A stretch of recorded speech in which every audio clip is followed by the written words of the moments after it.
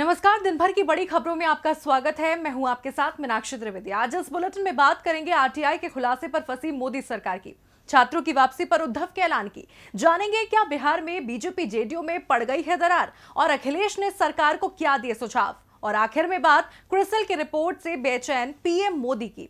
लेकिन तमाम बड़ी खबरों से पहले एक नजर इस वक्त की सुर्खियों पर। उत्तर प्रदेश सरकार 15 लाख प्रवासी मजदूरों को देगी नौकरी। सीएम योगी ने कहा बंद के बाद नहीं होगी अकाल जैसी स्थिति।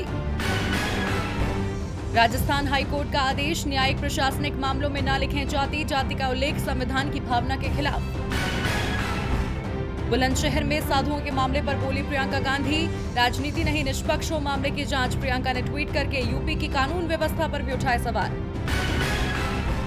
देश के छोटे मझोले कारोबारियों को आयकर विभाग ने दी बड़ी राहत। कंपनियों को ऑडिट रिपोर्ट में जीएसटी के ब्यौरे को शामिल करने की नहीं पड़ेगी जरूरत। यह नियम 31 मार्च 2021 तक के लिए होगा लागू। हफ्ते के दूसरे कारोबारी दिन शेयर बाजार बढ़त के साथ बंद। सेंसेक्स ने 371 अंक और निफ्टी ने 98 पॉइंट ऊपर का किया कारोबार। सुर्खियों के बाद अब बात आज की सबसे बड़ी खबर की। देश की अर्थव्यवस्था आज गर्त में जा रही है, जिससे उबरने का प्लान मोदी सरकार के पास अब तक नजर नहीं आ रहा। वहीं विपक्ष अक्सर कहता नजर आ रहा है कि केंद्र की नरेंद्र मोदी सरकार अमीरों की सरकार है, और अब एक आरटीआई के जरिए खुलासा हुआ है कि आरबीआई ने देश के 50 विलफुल डिफॉल्टर्स के 68,000 करोड़ रुपए से ज्यादा कर्ज माफ कर दिए हैं। आज उसी मुद्दे पर चर्चा के लिए हमारे साथ स्टूडियो में मौजूद हैं राजीव जी। राजीव जी, आपका स्वागत है। धन्यवाद मीनाक्षी।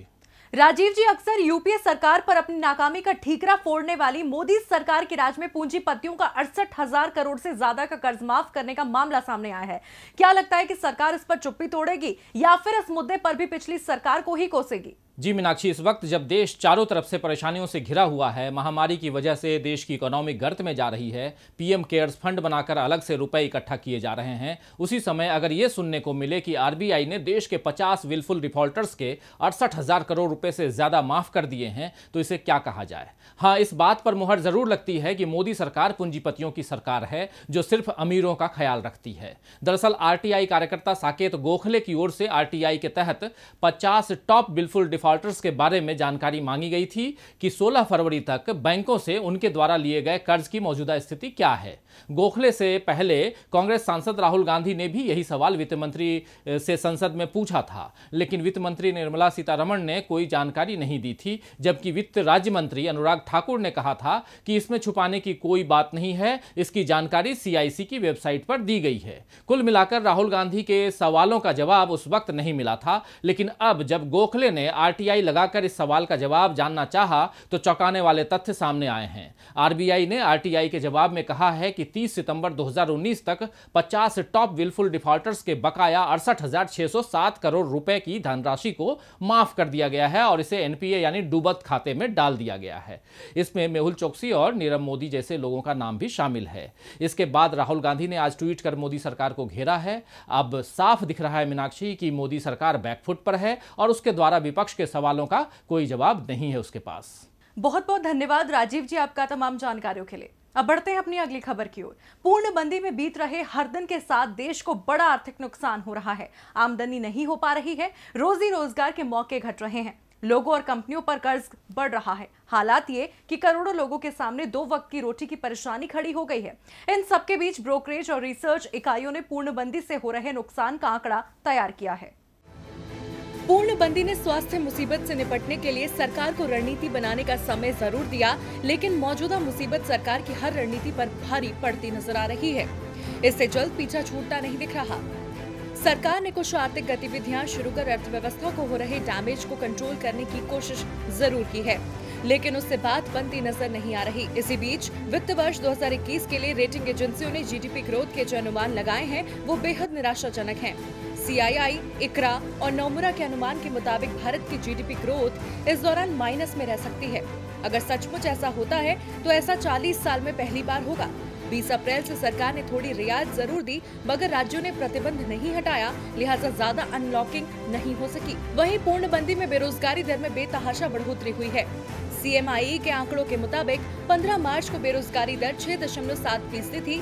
वो 19 मार्च तक बढ़कर 26.2% पर पहुंच चुकी है। कंपनियों के दिवालिया होने के आसार भी नजर आने लगे हैं। बेरोजगारी दर बढ़ती जा रही है। कुल मिलाकर देखा जाए तो देश नेगेटिव GDP ग्रोथ का गवाह बन सकता है। ऐसे में सरकार को सख्त कदम उठाने की जरूरत है।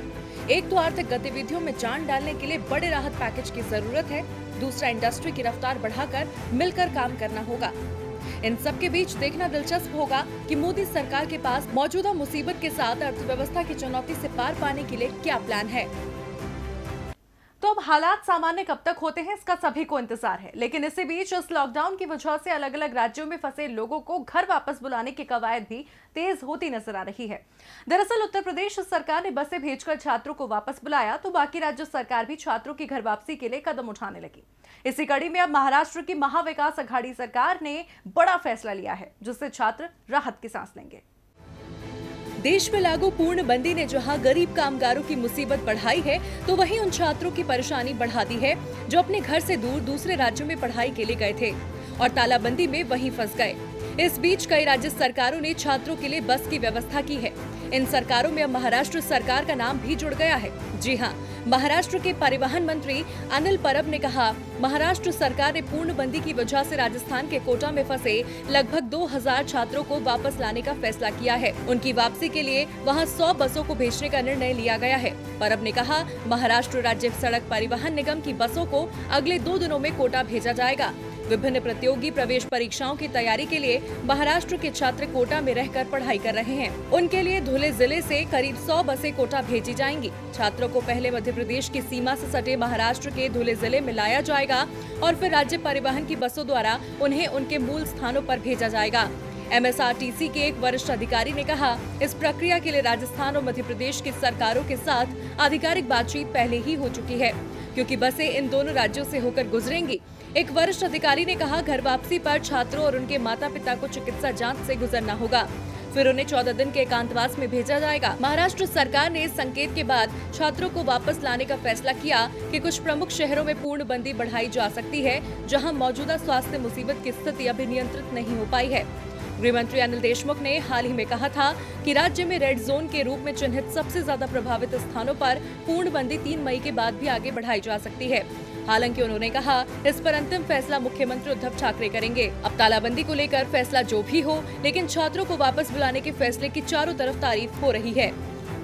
जहां महाराष्ट्र समेत कई राज्य राजस्थान के कोटा से छात्रों की घर वापसी कराने के बाद कामगारों को घर लाने पर योजना बना रहे हैं, वहीं बिहार में तो कोटा से छात्रों की घर वापसी का मुद्दा ही तूल पकड़ता जा रहा है।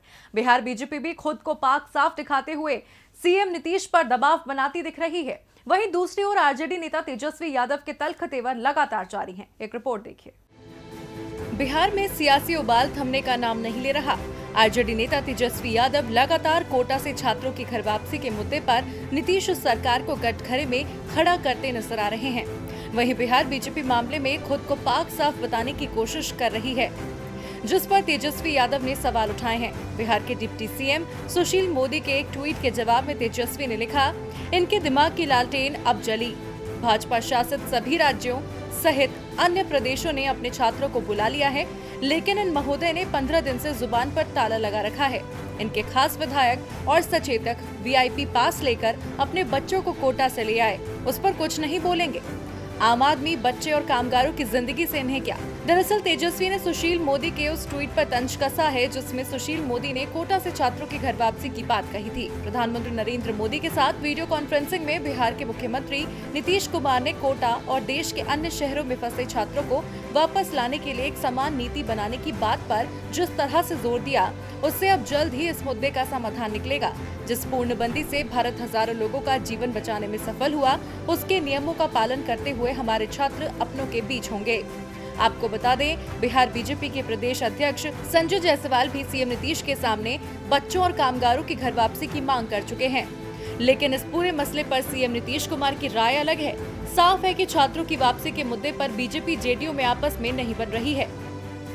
अब बीजेपी और जेडीयू के बीच तल्खियां बढ़ रही हैं या नहीं, ये तो वक्त बताएगा, लेकिन ये तय है कि तेजस्वी नीतीश सरकार की खामियों को उजागर करने में पीछे नहीं रहेंगे। खैर, ऐसी ही कुछ खामियां मध्य प्रदेश में शिवराज सरकार के लिए परेशानी बनती नजर आ रही हैं। दरअसल सूबे में छोटे कारोबारियों को हो रही परेशानी का मुद्दा विपक्ष के हाथ लग गया है, जिसे लेकर कांग्रेस ने एक बार फिर से सत्ताधारी पार्टी को घेरा है। क्या है ये पूरा मामला, इस रिपोर्ट में देखिए। मध्य प्रदेश में कमलनाथ सरकार की विदाई के बाद भले ही भारतीय जनता पार्टी ने सूबे की सत्ता में वापसी कर ली हो, लेकिन मौजूदा मुसीबत के चलते शिवराज सरकार लगातार विपक्ष के तल्ख तेवर झेल रही है। कभी बद इंतजामी को लेकर तो कभी कारोबारियों की खस्ता हालत के लिए विपक्ष सरकार को घेर रहा है। इसी के मद्देनजर मध्य प्रदेश कांग्रेस ने आज भी एक ट्वीट के जरिए शिवराज सरकार को कारोबारियों की परेशानियों से रूबरू करवाने की कोशिश की है। कांग्रेस ने ट्वीट किया है, छोटे उद्यमियों पर बड़ा संकट, सरकार विज्ञापन में व्यस्त मस्त। एक रिपोर्ट के मुताबिक 47% छोटे कारोबारियों के पास वेतन देने के लिए भी पैसे नहीं हैं। वहीं 20% कारोबार बिकने या बंद होने की स्थिति में आ गया है। शिवराज जी, आप विज्ञापन में लगे हो और छोटा कारोबारी परेशान हो रहा है। दरअसल हाल ही में मुसीबत से निजात पाने के लिए शिवराज सरकार जीवन अमृत योजना लेकर आई है। इस योजना के तहत 1 करोड़ काढ़े के पैकेट सरकार लोगों तक पहुंचाएगी। पैकेट पर सीएम शिवराज की तस्वीर छापी गई है, जिसको लेकर कांग्रेस ने सीएम शिवराज को घेरा है। कांग्रेस के दिग्गज नेता विवेक तनखा ने ट्वीट किया, माफ करिए शिवराज जी, मुसीबत के खिलाफ लड़ाई में आपका चित्र गवर्नमेंट पैक्स में देना बहुत गलत मैसेज है। सरकारी पैक्स में ऐसा करना गलत है। क्या ये आपकी अनुमति से हुआ है? नहीं तो जिस अधिकारी के आदेश से हुआ है उस पर एक्शन लें। आपको बता दें, मध्य प्रदेश कांग्रेस मौजूदा हालात को लेकर लगातार शिवराज सरकार को घेर रही है।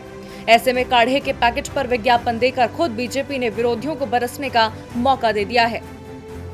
अब विपक्ष के तल्ख होते तेवर बता रहे हैं कि मौजूदा मुसीबत के चलते शिवराज की परेशानी बढ़नी तय है। वहीं परेशानी तो उत्तर प्रदेश में भी थमने का नाम नहीं ले रही है। यहां भी प्रभावित मामलों में लगातार इजाफा हो रहा है। वहीं अब ड्यूटी में तैनात कर्मचारियों में भी लक्षण पाए जाने के बाद समाजवादी पार्टी के अध्यक्ष अखिलेश यादव ने सरकार का ध्यान इस ओर खींचा है। तो क्या कुछ कहा है अखिलेश ने, इस रिपोर्ट में देखिए। देश मुश्किल हालात से जूझ रहा है। जैसे जैसे दिन बीत रहे हैं, लोगों के साथ साथ इन विषम परिस्थितियों में ड्यूटी निभा रहे लोगों में भी मामले पाए जाने लगे हैं, जिसको लेकर समाजवादी पार्टी अध्यक्ष अखिलेश यादव ने चिंता जताई है।